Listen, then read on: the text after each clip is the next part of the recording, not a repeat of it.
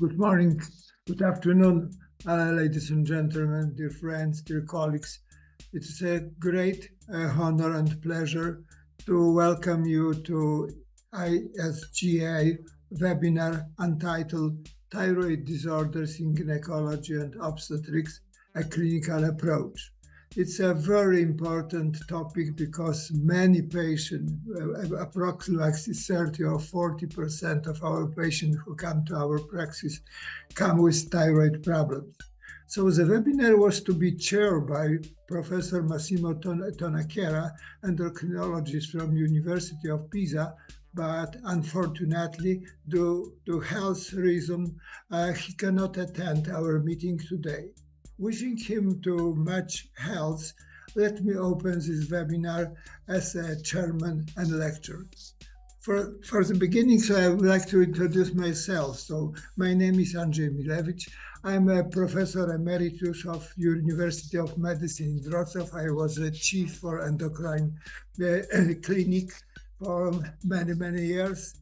I'm also a member of the board of director of IGA, still practicing physician and lecturer in Poland at the University of Medicine in Wrocław, but also I'm still practicing physician and lecturer in Poland and abroad at university congresses and courses. I'm a honorary member of many foreign scientific society, including European Society of Endocrinology. I'm also the author of several textbooks of endocrinology, as well as scientific publication.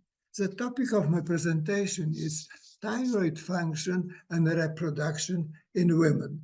So the topic is absolutely, in my opinion, hot and very important, and I hope that you find my presentation useful in your everyday practice. So I have no financial relationship to disclose. So how thyroid hormones related to female reproductive system? It can be suggested several mechanisms of action directly affecting the ovary and endometrium during the luteal phase, as well as the trophoblast and placenta via the thyroid receptor, hormone receptors. In the ovary, thyroid hormone in synergy with FSH stimulate granulosa cell proliferation, inhibiting their apoptosis, increase the expression of luteinizing hormone receptor, and stimulate progesterone production. In the endometrium, during the luteal phase, thyroid hormone affect local cytokine production, angiogenesis, and the activity of local macrophages and natural killer cells, promoting embryo implantation, development of the trophoblast, and then the placenta. So also thyroid hormone regulating the secretion of prolactin and probably kisspeptin, which in turn affect pulsatile gonadotropin releasing hormone secretion and hypothalamic pituitary gonadal axis function. On the other way, this is stimulating thyroid hormone stimulating the synthesis of sex-binding globulin, which affects the concentration and metabolism as the estrogen, but also androgens. So thyroid hormone also have some influence on human oocyte. So expression of TSH and thyroid hormone receptor was revealed in human oocyte. It's physiological and non-physiological during an IVF program condition, indicating for direct thyroid hormone action on human ovaries. Deionidase 1, deionidase 2 and 3 transcripts were determined in granulosa cells, suggesting the ability to control local hormone activity through deionidation of T4 to either T3 triiodothyroid or a less extent reverse triiodothyroid. According to the frequency of thyroid disorders, So we can observe the most frequent disorders like autoimmune thyroid disorders, which affect approximately 10% of women. Hyperthyroidism, 2 to 3% of women. Hyperthyroidism, 1 to 2% of population. So meta-analysis pulling 4 studies showed that the presence of thyroid antibody in euthyroid patient is associated with unexplained subfertility. The prevalence of Thy is around 10%. Women with PCOS were found to have an increased prevalence of Thy. A possible explanation may be polymorphism of PCOS-related gene for fibrillin 3 influencing the activity of transforming growth factor beta, a key regulator of immune tolerance. Together with lower TGF-beta, low vitamin levels, and the high estrogen to progesterone ratio, this factor may contribute also to autoimmunity. The vitamin D plays a really special role in the regulation of autoimmunity. Since the 1990s,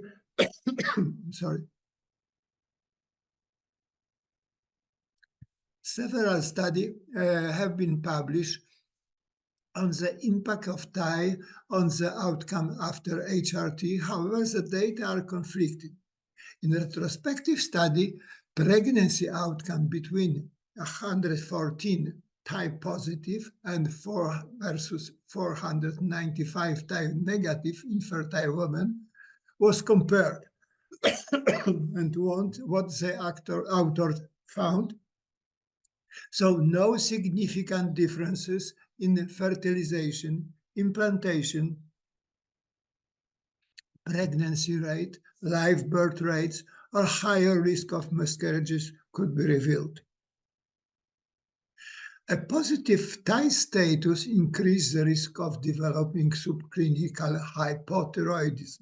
Women with Thy are at increased risk of developing subclinical hypothyroidism during spontaneous pregnancy. In the case of associated reproductive technology and ovarian hyperstimulation, it has been reported that TSH levels increase significantly above 2.5 before pregnancy, and even more so in the presence of Thy. Since thyroid hormones play an essential role in the oocyte maturation and implantation, it has been hypothesized that the decline in thyroid function induced by the stimulation protocol in women with Thy may negatively influence pregnancy rate in HRT. What are the symptoms of hypothyroidism, clinical symptoms? So the fatigue, increased sensitivity of cold, constipation, dry skin, weight gain, and puffy face.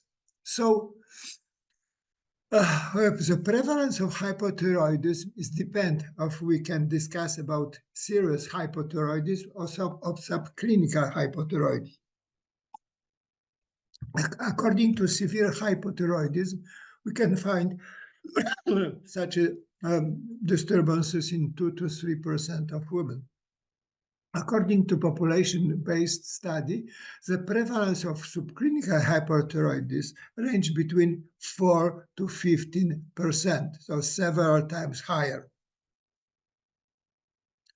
So clinical apparent hyperthyroidism we can recognize if TSH is over 2.5 and decrease FSH lower than 12, or TSH is over 10 independently of FT4 concentration. Subclinical thyroidism we observe if TSH is increased and the normal value of FT4 can be observed.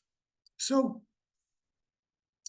the prevalence of menstrual abnormalities reported is 25 to 60% of hypothyroid women compared to 10% of euthyroid women. The predominant menstrual disturbances in hypothyroid women described is oligomenorrhea.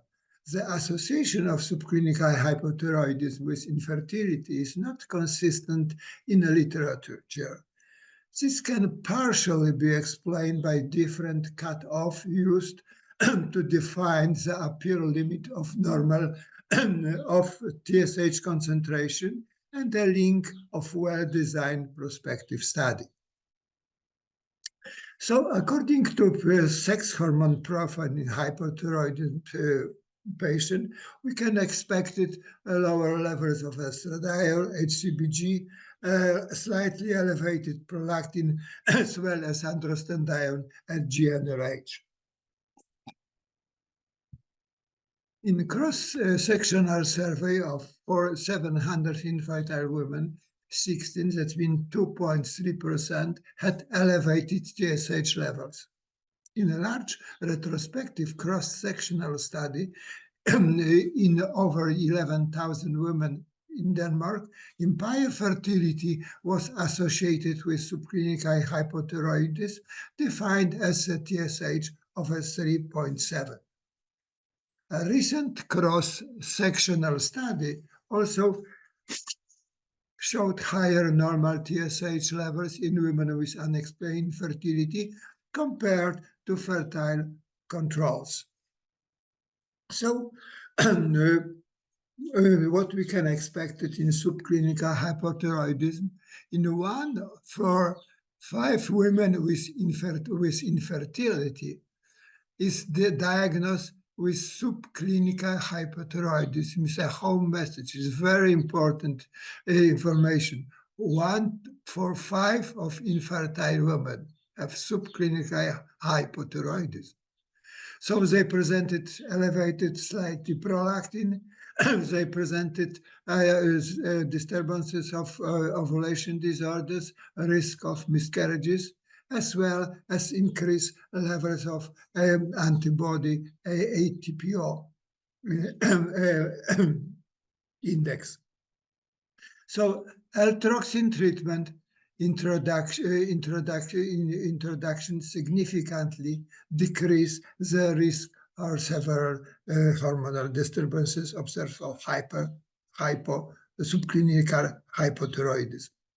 So subclinical hypothyroidism increase the risk of miscarriages compared to euthyroid women with spontaneous pregnancy. Recently, Zhang and co-workers conducted a meta-analysis of 9 cohort study among women with subclinical hypothyroidism or normal thyroid function before 20 weeks of pregnancy.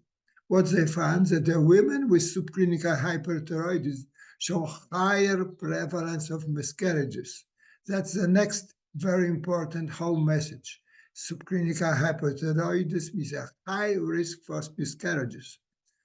In subgroup analysis, including 3 studies, women with subclinical hypothyroidism had a higher prevalence of miscarriages in the other also studies.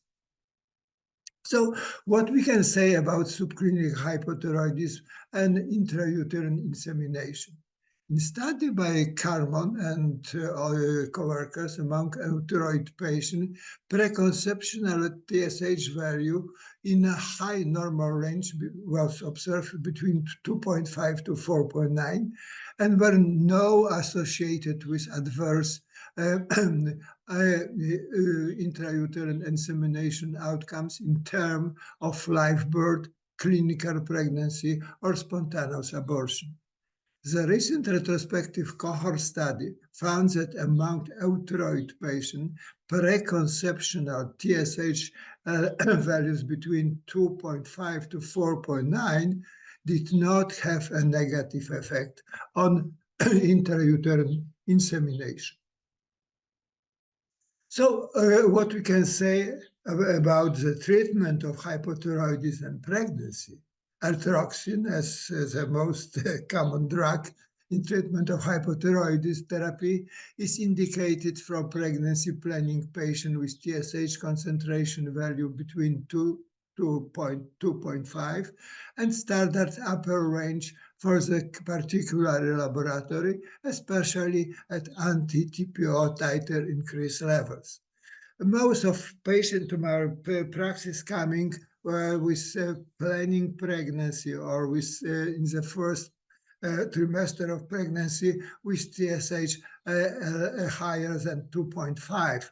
That's a borderline for the first trimester. So it's also, that's a very important home message. After gestation confirmation, altoxin dose should be increased by 30 to 50%. Altoxin dose change, TSH concentration control is needed every 4 weeks because if altoxin change, we can expect it that also the answer of thyroid to that changing dose of treatment can be different. After delivery, pregestational altoxin dose should be reinstituted and TSH should be checked after 4 to 6 weeks. There are no contraindication for breastfeeding in altoxin-treated patients.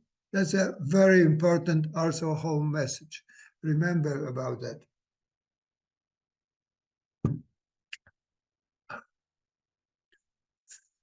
What we can say about altoxin treatment and miscarriages.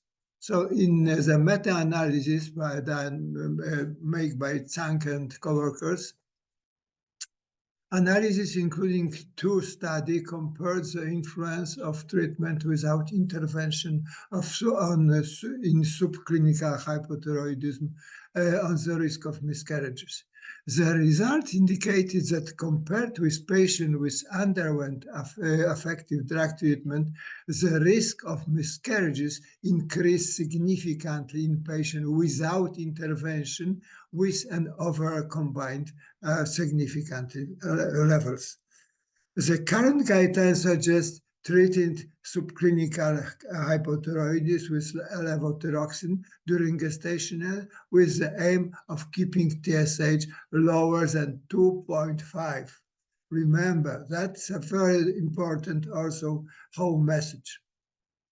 So what we can say about hyperthyroidism is a totally different story in comparison to hypo and reproduction. Hyperthyroidism is a set of disorders that involve excess synthesis and secretion of thyroid hormone by the thyroid gland, which leads to hypermetabolic condition of thyrotoxicosis. The most common form of hyperthyroidism includes 3 forms: diffuse toxic goiter, Graves-Basedow disease, the Plummer disease, the toxic multinodular goiter, and toxic adenoma. So according to the Graves disease, is a more prevalent in women than in men, with estimates suggesting that they affect about 0.5 to 2% of the general population. Very often, a patient with Graves' disease have also orbitopathy, which is typical for Graves' disease, not for the other form of thyrotoxicosis.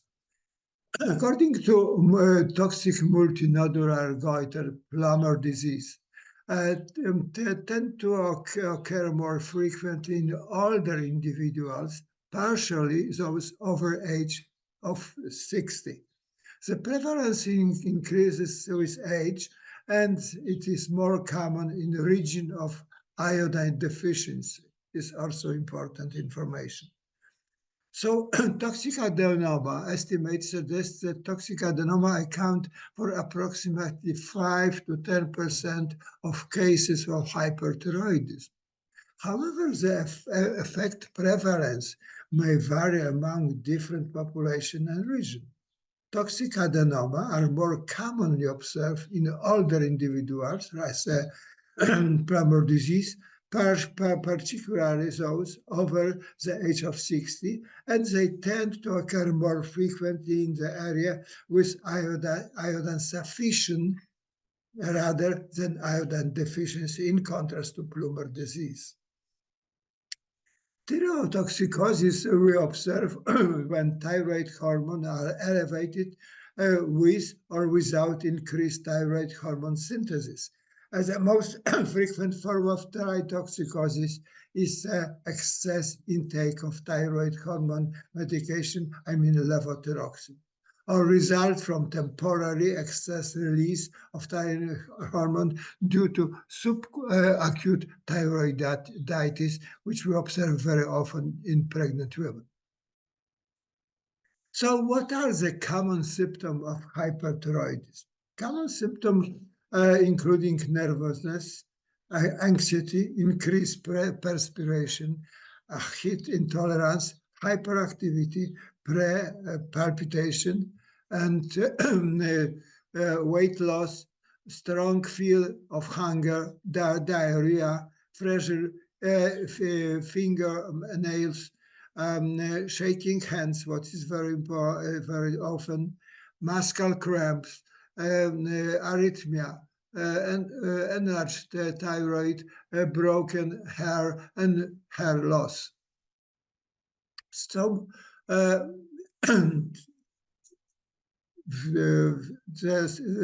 common sign of hyperthyroidism or thyrotoxicosis are tachycardia, summarizing, or arrhythmia, systolic hypertension with wide pulse preserve, warm, moist, smooth skin, hand tremor, muscle weakness, weight loss despite increased appetite, and the reduction of menstrual flow or oligomenorrhea.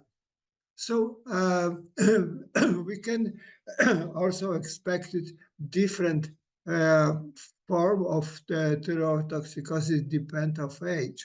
A younger patient tends to exhibit symptoms of symptomatic activation. Older patients have more cardiovascular symptoms like aches, dyspnea, atrial fibrillation, and unexplained weight loss. Patients with Graves' disease often have marked symptoms than patients with thyrotoxicosis from other causes. I can talk to you about Graves' ophthalmopathy. It's also we can observe also in that patient pretibial myxedema, dermopathy occur very frequent in Graves' disease.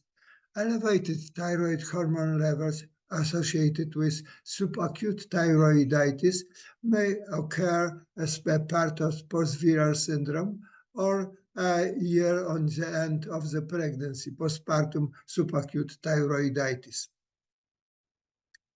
So how we can make a diagnosis of hyperthyroidism? Hyperthyroidism or thyrotoxicosis are marked by suppressed TSH and elevated T3 or T4. Patients with milder hyperthyroidism may have elevation of T3 only with suppressed TSH. A subclinical hyperthyroidism decrease FSH and normal T3, T4.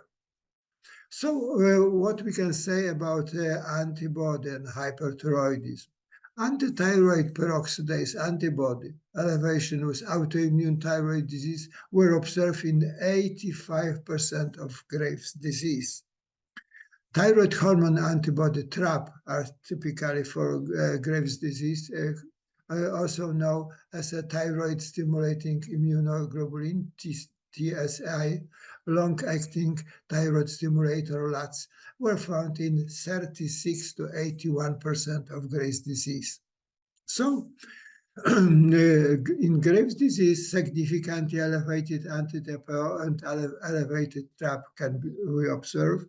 In toxic multinodular goiter, we observe mostly low or absent anti-TPO and negatively TRAP. Toxic adenoma, low or absent anti-TPO and negative TRAP. Patients with active thyroid disease may have mildly positive anti-TPO and TRAP. In subacute thyroiditis, low or absent anti-TPO and anti-TRAP titer can be observed. According to menstrual disturbances in patients with hyperthyroidism, so Menstrual disturbance and accompanying toxicosis have been reported frequently in the past, 65 versus 70% in healthy women. The most observed menstrual alternation are hypomenorrhea and polymenorrhea. Among women with hyperthyroidism, fertility problem occur with frequency of 5.8. The prevalence of hyperthyroidism in subfertile women is similar to that in general population. However, most women with hyperthyroidism have preserved ovulation, as demonstrated by endometrial biopsy study. So, hyperthyroidism. In hyperthyroidism, we observe preeclampsia. We can expect superimposed preeclampsia, preterm birth, and intensive care unit admission can be also observed in patients with hyperthyroid pregnant women. So, optimal choice of anti-thyroid drugs, according to recommendation done by several societies, is a metimazole and propionate. Both drugs are not so ideal because they have side effects. Metimazole associated with embryopathy and propionate with hepatic failure. And then, so the most authority recommended that in pregnant women, we start with, for the beginning in the first trimester with propionate. Depend of the severity of hyperthyroidism in those from 50 to 300 milligram.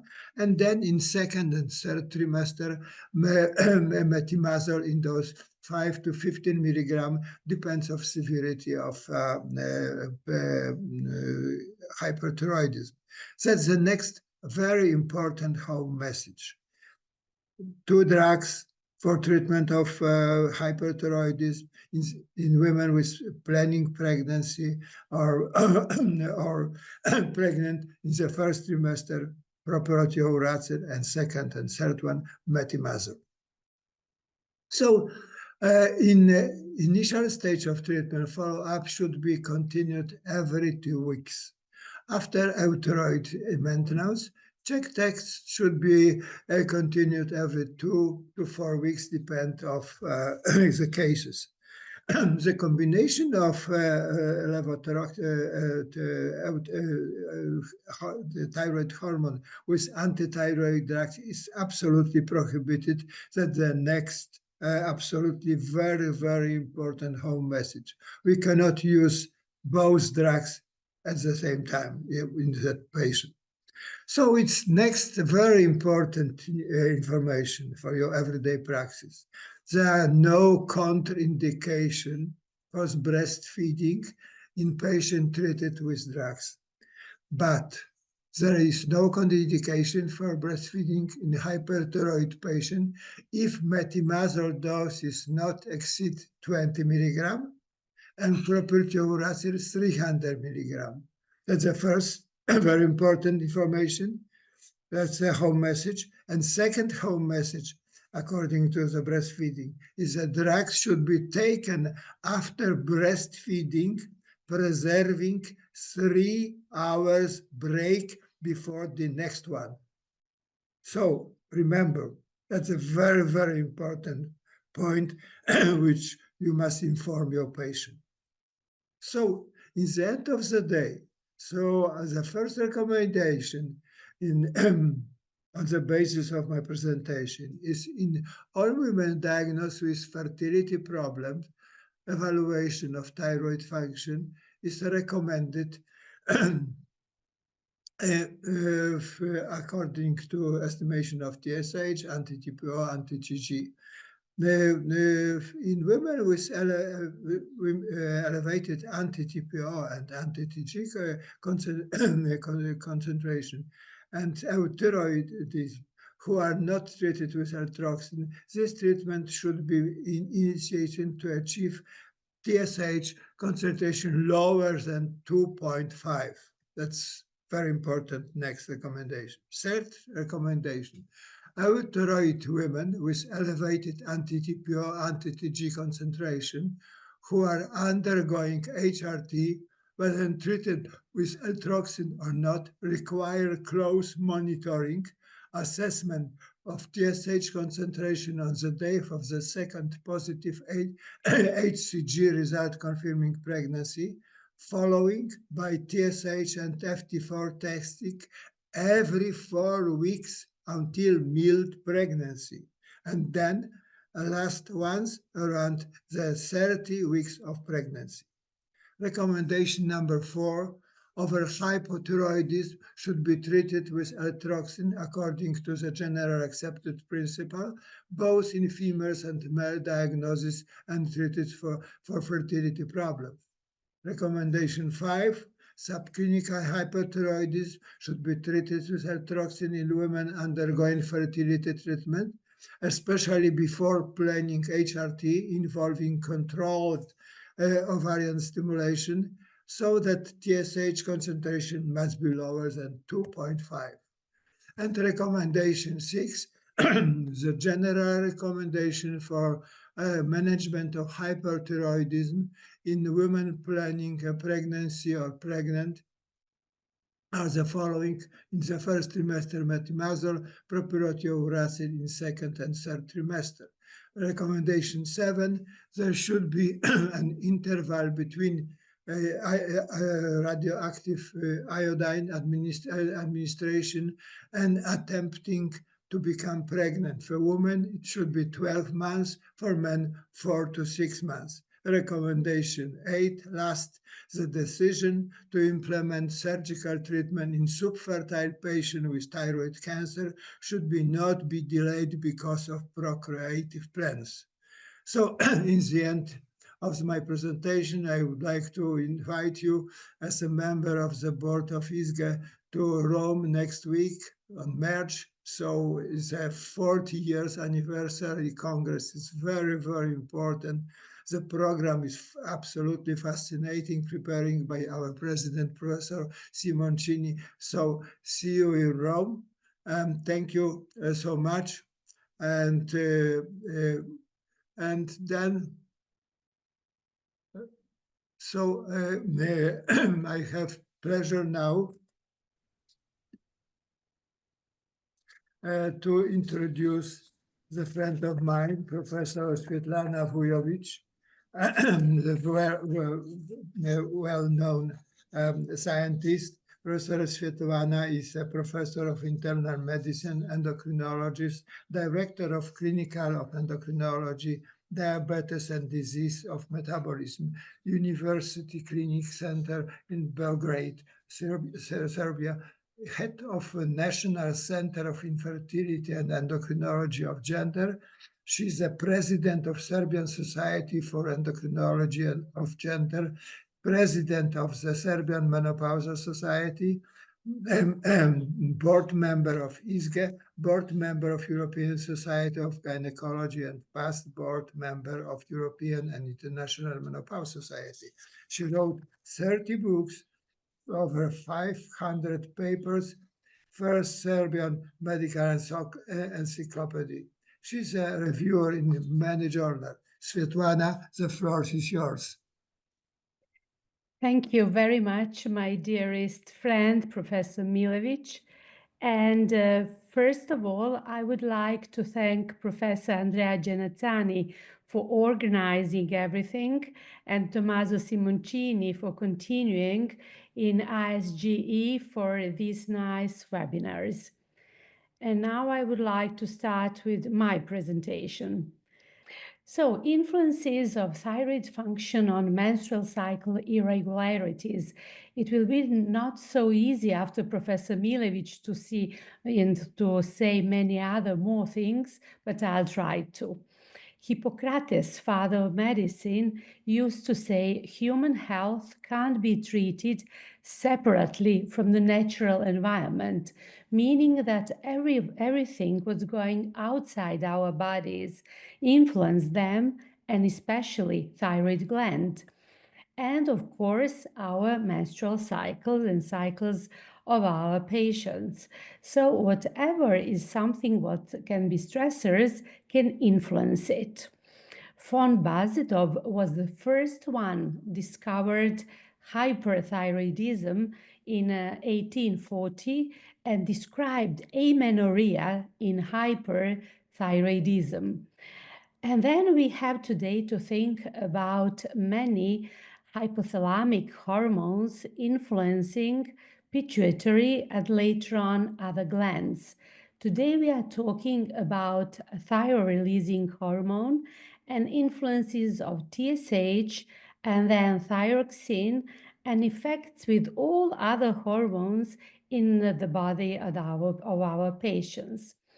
Thyroid hormones increases catecholamines and influencing oxygen, lipid metabolism, thermogenesis, lipolytic activity due to increase of expression of beta-2 adrenergic receptors, increase of cyclic AMP activated hormone sensitive lipase activity.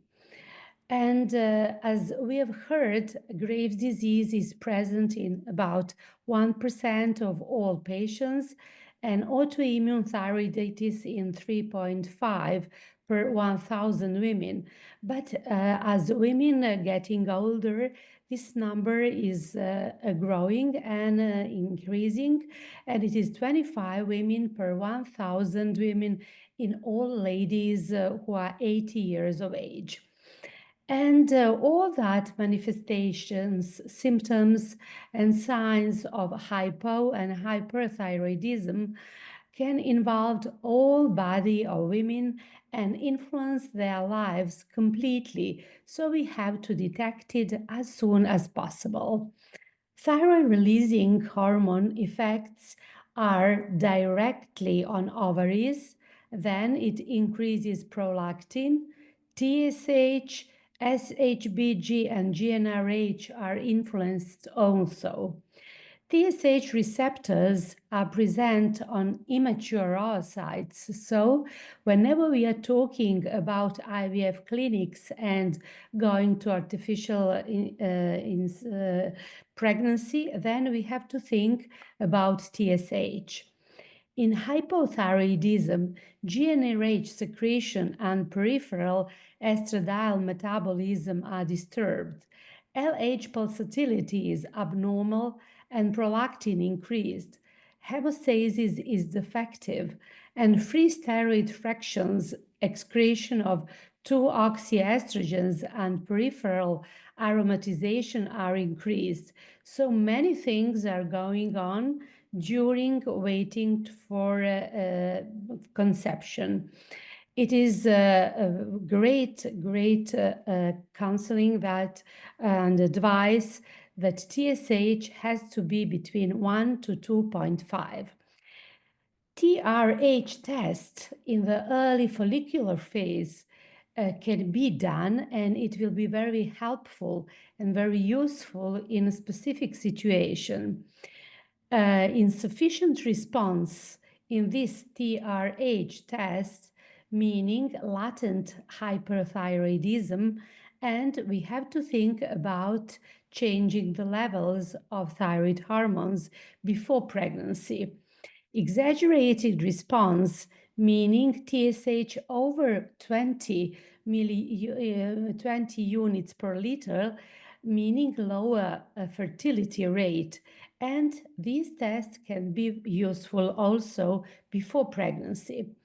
Hypothyroidism and gonadotropins are in a very great connection because flattened response of LH on GnRH can be seen in patients with a problem with thyroid gland. In a case when LH response is delayed, prolactin is increased due to TRH, which further increases prolactin and TSH. What's about hypothyroidism and gonadal steroids? So we can see relative LH deficiency and lower progesterone. SHBG is low, also estradiol, testosterone, and all other increased free fractions. Testosterone metabolism is directing to acetylcholinone, and estradiol is converted to estrone by 16-alpha hydroxylation. So estriol is increased. In hypothyroidism, clearance of androstenedione to estrone is decreased, and also ratio between 5-alpha to beta androgen metabolites and binding of gonadal steroids to SHBG, while increased level of peripheral aromatization and excretion of 2-oxygenized estrogens are detected. When we are talking about TRH and influencing of anterior pituitary, then we are thinking about TSH, which has to be normal in all women looking for pregnancy. But sometimes homeostasis is not normal, and normal homeostasis in those women mean normal T3 and T4 concentrations and normal body temperature. But if all these hormones are disturbed, then homeostasis will be disturbed, and decreased T3 and T4 concentration in blood will induce lower blood temperature and many other problems typical for hypothyroidism. What's about the thyroid gland and polycystic ovary syndrome? Because there are women having both of these two diseases. Thyroid disease leads to 3 to 5-fold increase in the total abortion rate. So it's very important to follow up the levels of TSH1 monthly during pregnancy. Iodinated thyroglobulin synthesized in follicular epithelial cells of the thyroid gland is decomposed by hydroxylase to primarily form tetraiodothyronine, also known as thyroxine, and thus the mechanism of influencing of iodine to function of thyroid gland. And in these two conditions and diseases, I mean hypothyroidism and PCOS, we can see that decreased thyroid function lead to dysregulation of lipid metabolism. So many of them had higher levels of cholesterol, triglycerides, and they are obese. Also, thyroid hormone have direct regulation of sexual hormones, and autoimmune thyroid disease show low-grade inflammation and abnormal cytokine release.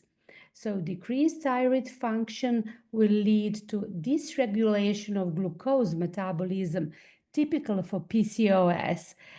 So we can conclude that both diseases can make very problematic being pregnant, and we have to treat them before pregnancy at least 6 months. What's about hyperthyroidism and gonadotropins? LH is increased during whole menstrual cycle.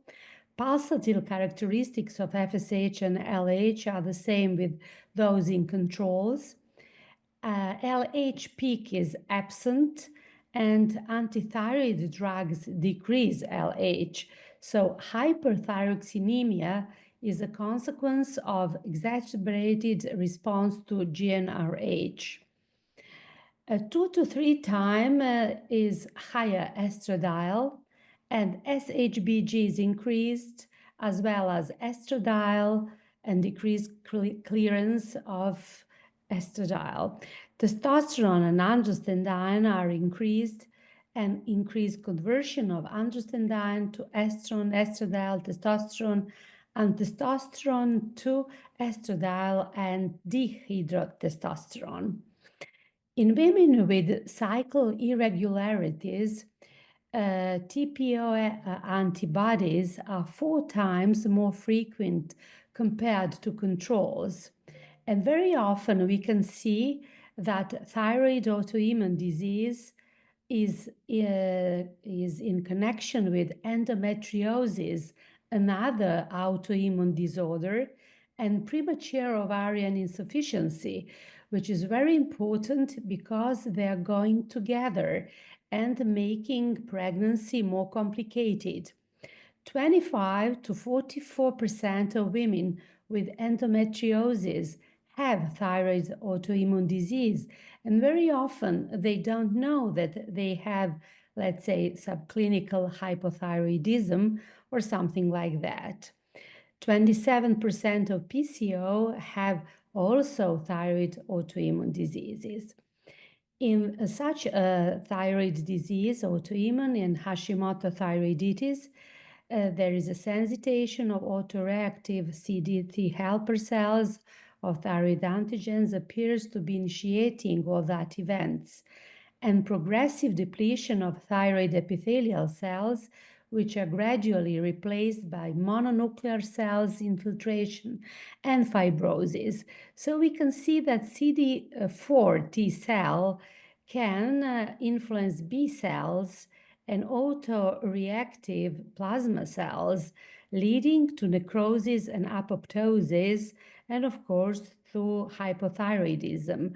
Otherwise, CD4T can induce CD8 T cells, autoreactive changes, and of course, apoptosis and once again hypothyroidism. So the whole immune system is involved in all of this.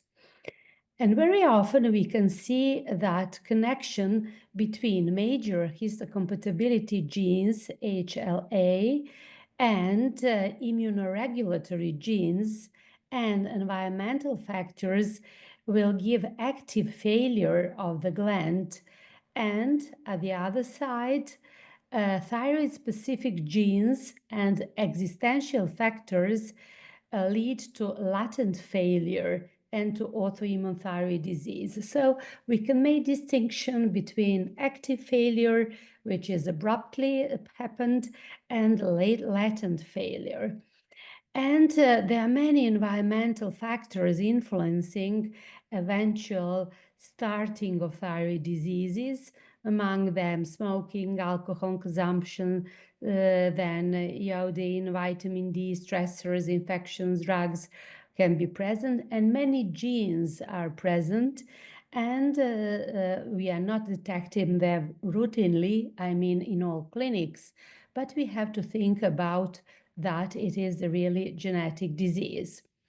And what's about difference between hyper and hypothyroidism in, let's say, puberty?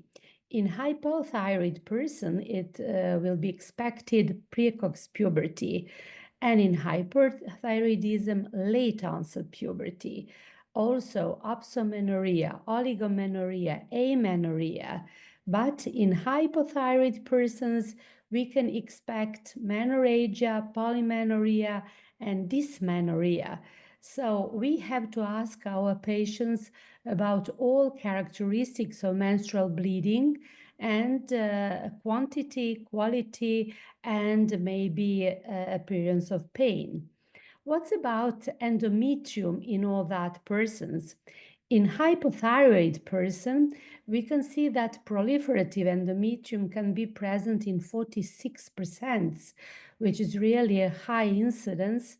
And some other studies show other percentages, but it is between 36 and 46%, which can lead to changes in bleeding patterns. In hyperthyroidism, proliferative endometrium is present in 42 to 57%, and only 14% has atrophic endometrium. So changes in endometrium are under direct action of thyroid status. Then thymus, a very important gland, influence autoreactive T cells, and of course thyroid gland, and influencing other functions of it. And when we are talking about any kind of changes of thyroid gland function, then we have to think about polyglandular autoimmune insufficiency, or PI, which comprise a diverse group of clinical conditions characterized by functional impairment of multiple endocrine glands due to loss of immune tolerance. In 1926, Schmidt showed hypothyroidism and adrenal insufficiency with lymphocytic infiltrations of thyroid and adrenal gland. And when we are looking at that connections between autoimmune diseases, then we can see difference between PI1 and PI2, where we can see in PI2 great incidence of changes in thyroid gland function, and we have to think about that. Of course, autoimmune endocrine disease in PI1 is with including of thyroid disease only for 10%, but in PI2 it is 75%. So all patients with pluriglandular autoimmune syndrome type 2 had in 70 to 75% thyroid disease, and of course all other autoimmune diseases. Pathogenesis of PI include naive CD4 plus T cells upon encountering the Aconian antigens presented on professional antigen presenting and differentiate into effector cells that are characterized by cytokine productions and immune regulatory functions. Lymphocyte infiltrations of glands are associated with functional loss of epithelial cells, with scarring, and the cellular defects in PAI may be associated with abnormal balance in cytokine production by T cells. But what's about stressors? Because many women with hyperthyroidism are under influences of stressors, and they are triggering factors for hyperthyroidism. Immune response is target for stressors, and TSH receptors, hormone cytokines, and neurotransmitter modulation are involved. Defect of antigen-specific T suppressor lymphocytes is responsible for triggering Graves' disease, let's say. And that stress-induced amenorrhea is doing on the next way. Stressors increase cortico-releasing hormone, and it directly decreases TRH, TSH, T4, T3, and going to all changes in thyroid gland. And general adaptation syndrome is very important because our bodies are fighting against stressors, and in such a situation, from central nervous system through hypothalamus to pituitary and TSH, thyroid gland will be involved with thyroid hormones and stress responses with increased catabolism of glucose to produce ATP. All that responses to stressors can be long-term response or short-term response with all typical clinical characteristics in 1 and 2 situations, but what's important that always thyroid gland is involved through sympathetic system and nerves. So thyroxine increases secretion of estradiol and progesterone in granulosa cells, and unmature adelocytes express TSH receptors. For maturation and ovulation of oocytes, TSH receptors have to be activated. High estradiol decreases thyroid hormones, and low thyroid hormones increases prolactin. All of that in hypothyroidism lead to miscarriages, premature labor, low-weight babies, hypertension, and placental ruptures. Disturbed peripheral estrogen metabolism can be seen, and hemostasis defects, disturbed GnRH secretion, abnormal LH pulsatility, and T4 is necessary for the fertilization and blastocyst growth. After induction of the ovulation, TSH is always going up. So we have to think about the first days after ovulation and induction and embryo transfer to check up the values of TSH, which is not the usual way which we are detecting hormones. TSH increase is expected after controlled ovarian hyperstimulation, and 5 to 20% of infertile women have autoimmune thyroiditis. Isolated hypothyroxemia is present in 2% of pregnancies without increased TSH and antibodies. So, in conclusion, we have to stress that we have to detect FT4 TSH in all cycle irregularities. At least 3 months before pregnancy, TSH has to be between 1 and 2.5 in all women who are looking for pregnancy. And during pregnancy, TSH has to be detected once monthly. So we have to suggest to our patients to fight against stressors, to improve adaptive mechanisms, and to try to enjoy life as much as possible. Nikola Tesla, native Serb living in the USA, great scientist, used to say, if you want to find the secrets of the universe, think in terms of energy of peace, the world of free people and nations, equal in dignity and respect to every single person. This will be one way to improve adaptive mechanisms and to relax and having more babies on this planet. And of course, no man is island. So I have a nice, great Belgrade gender team, and this is just a part of my team or my department from the medical faculty who are involved in all our scientific works. And what's the goal? One happy woman through all the life, from the young period to the oldest period. Let's be happy and healthy. Thank you very much for your kind attention. Svetlana, many thanks for your presentation. So now we have Thank you. several questions. So we can start with the session of questions. The first question is, if TSH is normal, lower than 2.5, but FT4 is low and secondary hypothyroidism can be excluded, would you treat this isolated hypothyroxemia? Are there clinical guidelines to support management of this case? You would like to answer? Or?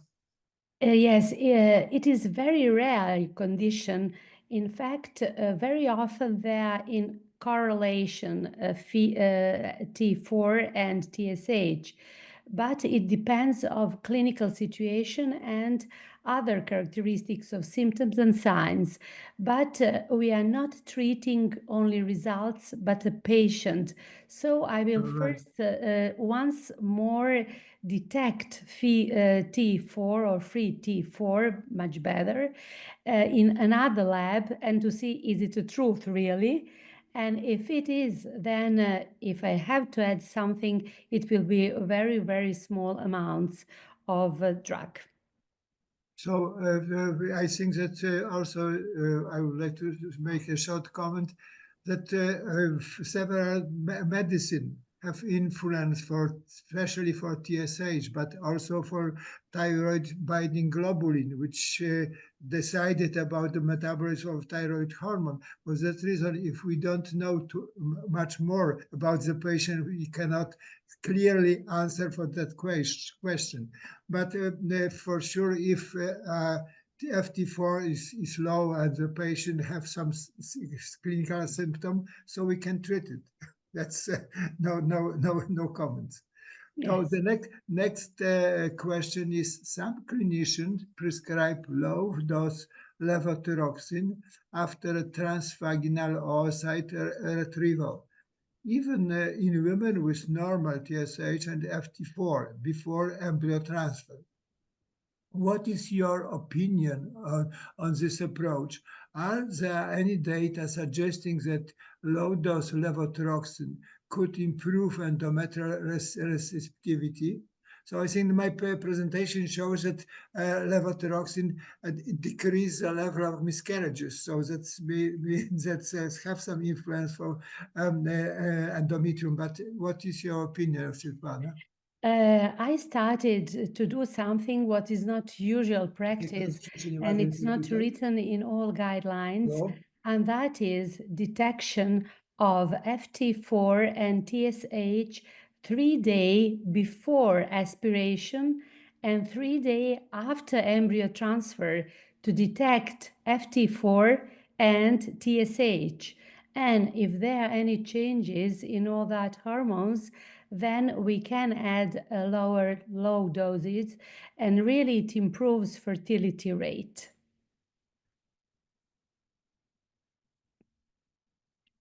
I can't hear you.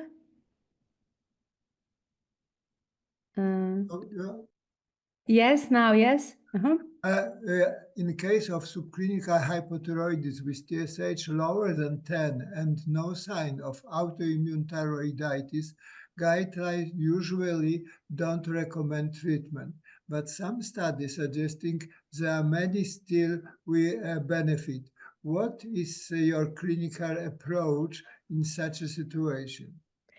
If we are talking about women looking for pregnancy, then we have to decrease TSH, according to my opinion, at least 6 months prior to pregnancy. And we add, of course, thyroid hormones. But if someone is an old lady, 70 years old, 80 years old, then we don't have to do it. So Absolutely. that's difference. Yeah, absolutely. I agree with you. I'm sorry. Hi. Thank you for the understanding presentation. Please, what should be used methimazole in the first trimester instead of PTO? So that's international recommendation that we start in the first trimester with methimazole, and then we continued propionate because the clinical observation recommended that the side effect, which can sometimes we observe during the treatment, so are much more negligible if we do not that way. So that's a recommendation. So so it's on the basis of experience till now done. The next question is, can we get the recording of your lecture? In my opinion, so it depends of Mr. Julia, I don't know. So as an author, you can register my presentation. I have no absolutely problems. And Svetlana, you can.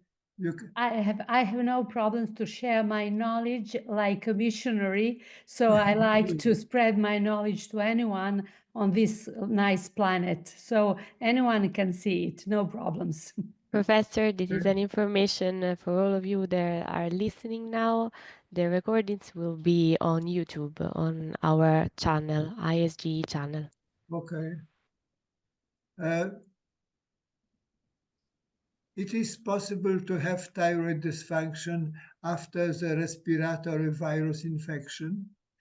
For sure, absolutely, it can be that subacute thyroiditis observed, and then some side of clinical symptom.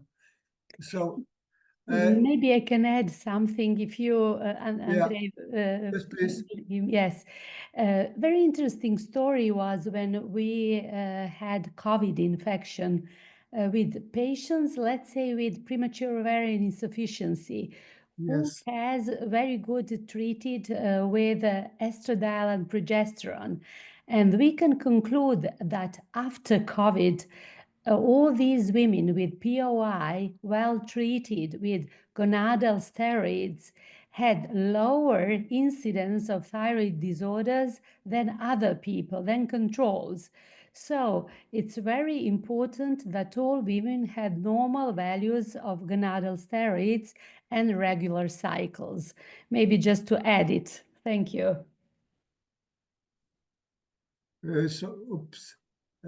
Wow. So the next question is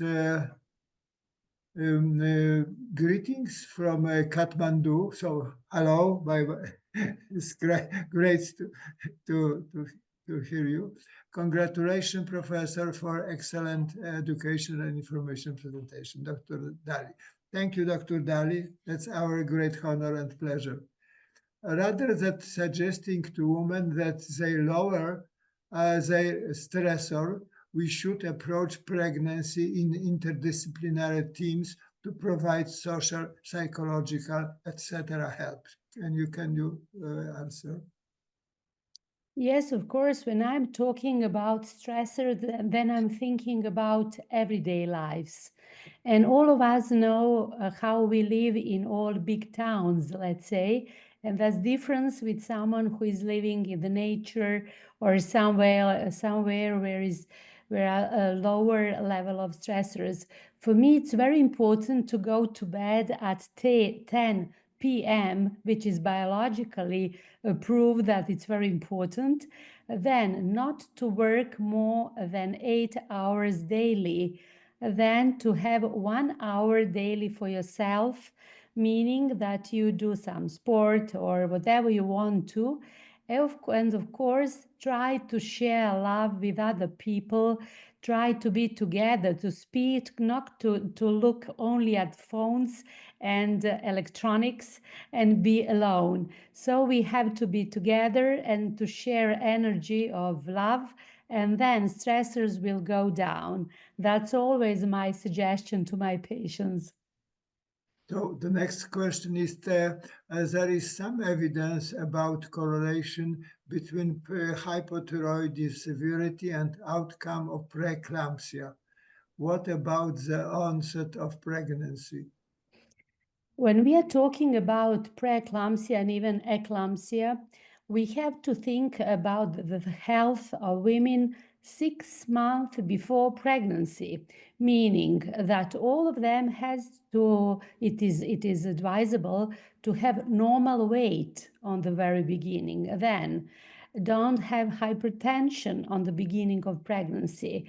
Then they have to have normal blood glucose level and normal insulin level also, and of course thyroid gland levels.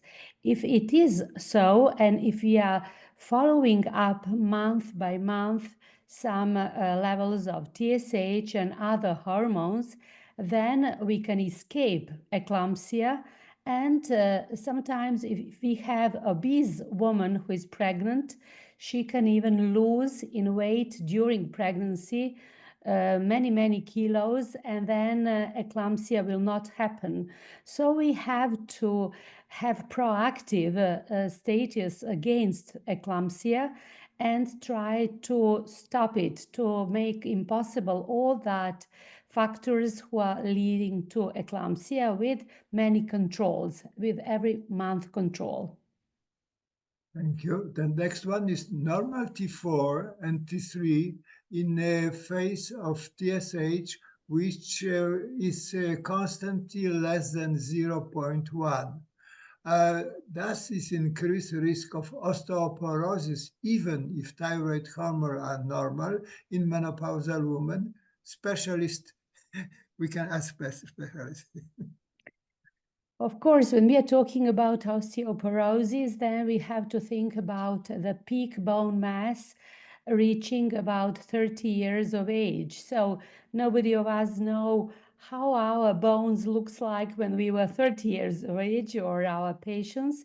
But if someone is a very tiny person with a low weight, or if they are sportswoman, athletics, or ballet players, or someone who had lower weight, then we have to think about that. And of course, if that woman is very active and under stressors, she will have lower levels of TSH And if TSH is low, then she will have higher incidence and possibility of having osteoporosis if we do nothing. But of course, we'll do something when we discover such a lady, and we'll change it and explain all of that depending of the status of the bone at that moment.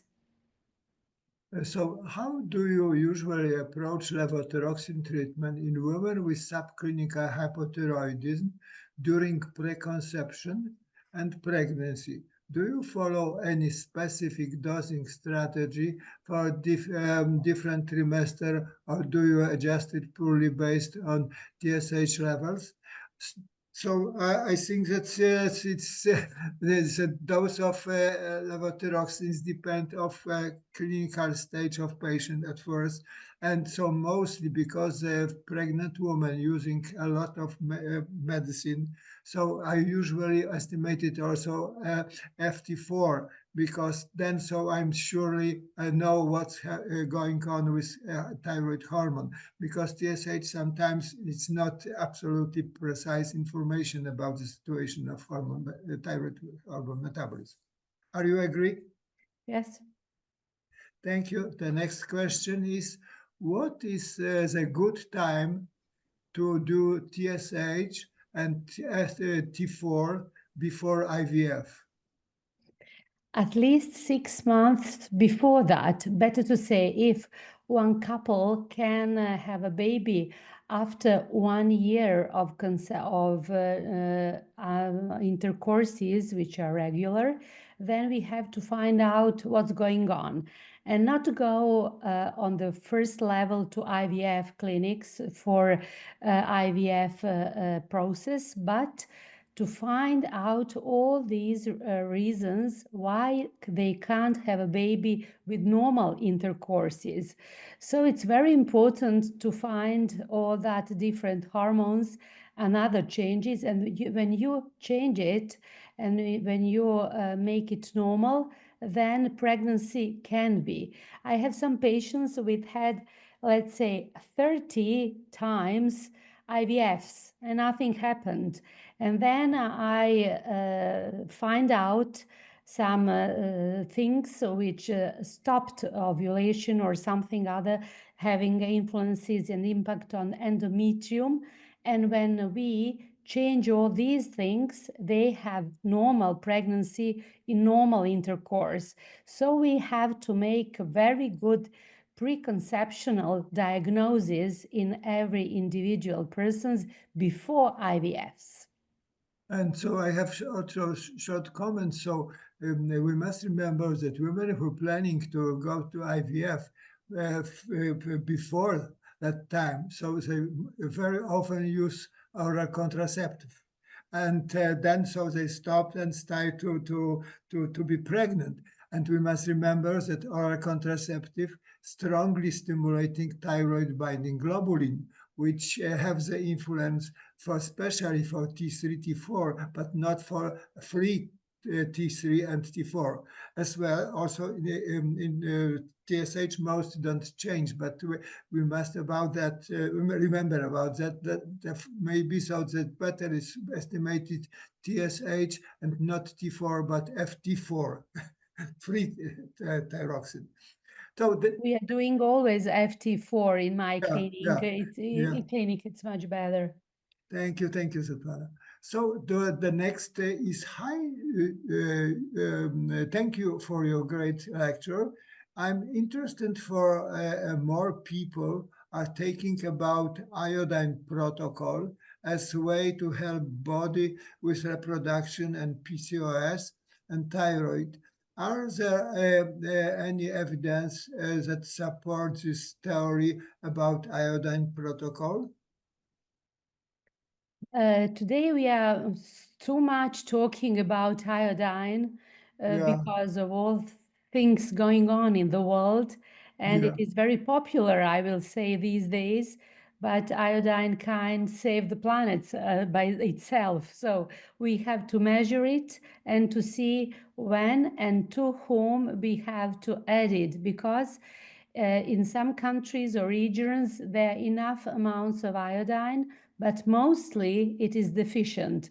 So we have to look at the way of eating of those persons and taking salt with iodine or not, and the percentages of iodine in the salt on our other food.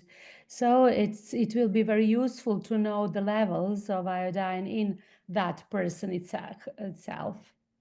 Thank you, Svetlana. So the next question is it reasonable to check a TPO antibody in women with recurrent pregnancy loss and normal TSH? For sure, in my opinion, yes. And what I can recommend for my practice, that these women very often have very, very low vitamin D levels. And so if you,